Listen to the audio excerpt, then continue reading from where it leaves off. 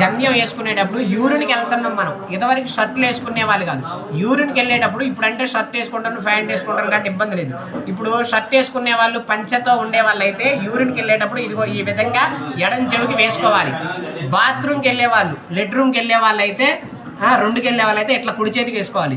లేదు స్నానం చేసేవాళ్ళు, లేదంటే రేత్రి మనం దగ్గరకు ఉంటాం, భార్యాభర్తలు దగ్గరకు ఉంటాం అనుకుంటే ఇట్లా మెళ్ళో వేసుకోవాలి. అంతే తప్పితే అది ఎక్కడ పడితే ఎక్కడ తగిలినా ఎట్టున్నా కానీ నా క్రతువుకి నేను 1కి వెళ్తాను, నేను 2కి వెళ్తాను, నా పని నేను చేసుకుంటా పోతాను, అదేదో తాడు ముక్కలాగా తీసేయకూడదు. అర్థమైందా? ఈ విధంగా జంధ్యంతో ఉంటేనే దానికి మనం ఒక బలాన్ని. జంధ్యం అంటే ఎవరయ్యా? వేదమాత గాయత్రీ దేవత.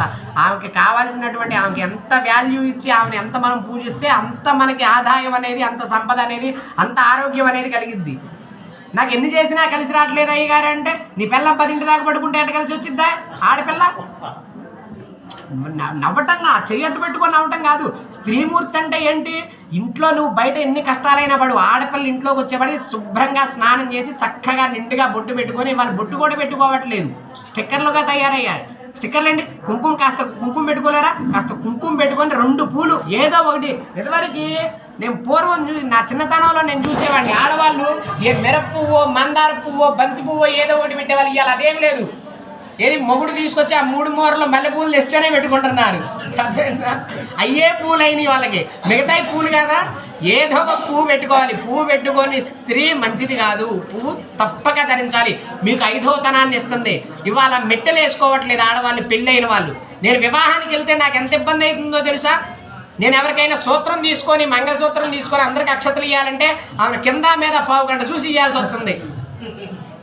ఎందుకయ్యా అంటే ఆమె వెతంతువో తెలియట్లేదా, సుమంగిలో తెలియట్లేదా? నాకు తెలియాలి కదా.